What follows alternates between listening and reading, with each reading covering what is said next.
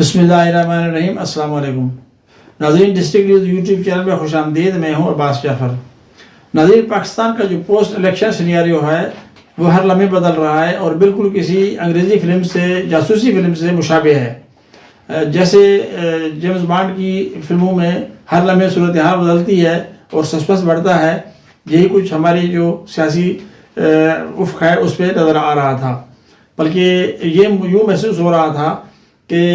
ایک بحران سے نکلنے کے بعد انتخاب الیکشن میں پاکستان دوسرے بحران کا شکار ہو چکا ہے۔ کہیں غیر ملکی مداخلت کی باتیں ہو رہی تھیں، کہیں احتجاج، ہڑتالیں اور وغیرہ وغیرہ۔ یہ سب آپ ٹی وی چینلز اب دیکھتے ہی ایک بالکل چوس کی ایک جو ہے ایک صورتحال نظر آتی تھی، افراتفری کی، ابتری کی۔ لیکن آج ایک بہت اہم ڈیولپمنٹ ہوئی اور وہ ڈیولپمنٹ میاں مسلم لیگ نون کی طرف سے ہوئی، جس میں یہ کہا گیا کہ مسلم لیگ نون اب یہ سوچ رہی ہے کہ وہ مرکز میں حکومت نہ بنائے اور صرف پنجاب پہ فوکس کرے، کیونکہ پنجاب میں ان کو اکثریت حاصل ہے، وہاں ان کی حکومت آسانی سے بن سکتی ہے۔ جبکہ وفاق میں جو مختلف جماعتیں ہیں، جو کولیشن پارٹنرز ہیں، وہ یہ کوشش کر رہے تھے کہ انہیں اپنے حصے جو حق بنتا ہے اس سے زیادہ ملے، یا وہ بلیک میلنگ بھی کرنا چاہ رہے تھے۔ لیکن میاں نواز شریف صاحب کی اس جو پولیٹیکل موو ہے اس نے صورتحال میرے خیال میں بدل دی ہے، اور اگلے 1-2 دن میں یہ مزید بہتر ہوگی۔ اس کا ایک اور اچھا نتیجہ آج ہی آیا کہ صبح پی ٹی آئی جو انٹرنیشنل میڈیا کو یہ الیکشن میں دھاندلی کے بارے میں ثبوت دکھا رہی تھی، شام کو مسلم لیگ نون کے اعلان کے بعد انہوں نے یہ کہہ دیا کہ وہ پنجاب اور وفاق میں اپوزیشن میں بیٹھیں گے، اور اب یہ مجھے لگ رہا ہے کہ انشاءاللہ معاملہ حل کی طرف رواں ہو چکا ہے، اور پاکستان میں ایک مستحکم جمہوری حکومت کا قیام انشاءاللہ جلد مکمل ہوگا۔ اور یہ مجھے جو کچھ بھی ہوا ہے آج، یہ میاں صاحب کی سیاسی فراست یا تدبر آپ اسے کہہ سکتے ہیں۔ میں اس سے پہلے یہ بھی کہنا چاہتا ہوں کہ ہمارے میڈیا کے بعض دوست اس بات کو بڑی اہمیت دے رہے تھے کہ جی انہوں نے کافی دن پہلے یہ خبر بریک کی کہ میاں صاحب وزیر اعظم نہیں بنیں گے، اور اخبارات میں اشتہار بھی شائع ہوئے تھے، لیکن وہ ان کی خبریں جو ہیں وہ درست ثابت ہوئیں۔ یہ یقینی بات ہے کہ میرے خیال میں بریکنگ نیوز نہیں تھی۔ اشتہارات تو ظاہر ہے سیاسی جو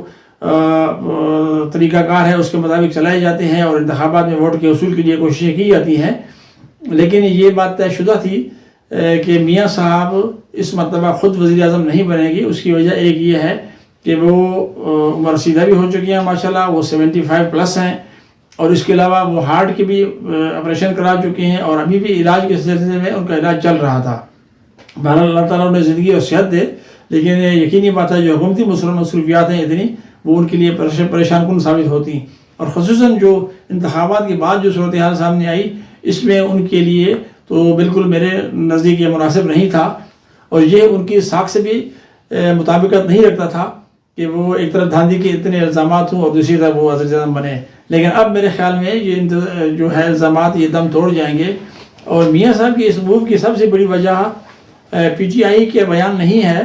بلکہ میرے خیال میں جی ڈی اے کا ایک بہت بڑا جلسہ ہے جو سندھ میں ہوا، اور یہ میاں صاحب نے اس سیاسی اقدام کا بہت بہترین فائدہ اٹھایا،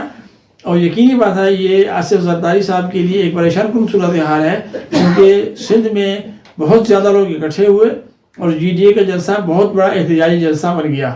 اب اگر خدا نخواستہ دوبارہ الیکشن کی طرف جانا پڑتا ہے، یا الیکشن ٹریبونلز بعض جو الیکشن ہیں حلقے ان کو کھولتے ہیں، تو یہ پیپلز پارٹی کے لیے ایک مشکل صورتحال ہو سکتی ہے۔ تو میرے خیال میں میاں صاحب کا جو یہ